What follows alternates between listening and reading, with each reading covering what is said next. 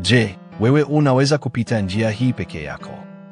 Kama ungeambiwa kuna barabara ambayo watu husikia wakitajwa majina yao usiku, lakini hakuna mtu anayeonekana, ungeweza kupita hapo peke yako?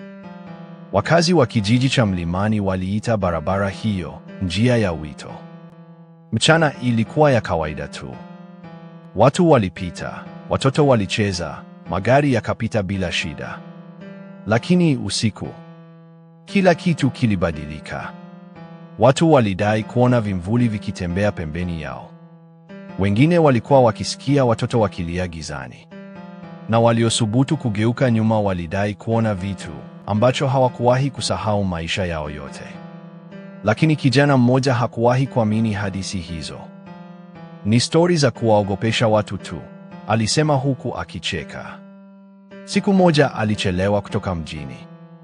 Saa ilikuwa 6 usiku. Njia pekee ya kufika nyumbani haraka ilikuwa kupita kwenye ile barabara ya kutisha. Marafiki zake walimzuia asipite huko usiku, lakini hakusikiliza. Akaanza kutembea akiwa na tochi ya simu yake mkononi. Dakika chache baadaye, upepo mkali ulianza kuvuma. Miti mirefu ikaanza kutikisika taratibu, kama vile kuna kitu kilikuwa kinapita katikati yake. Akasikia sauti ya mtoto mdogo akilia.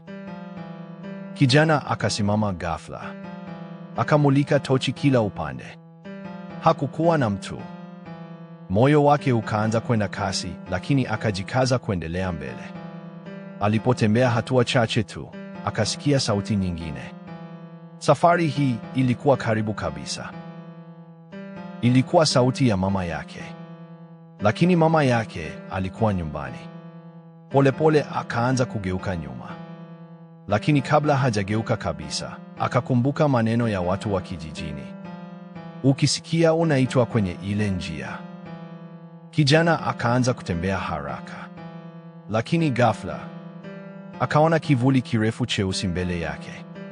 Kilikuwa kimesimama katikati ya barabara. Miguu yake ikagoma kusogea.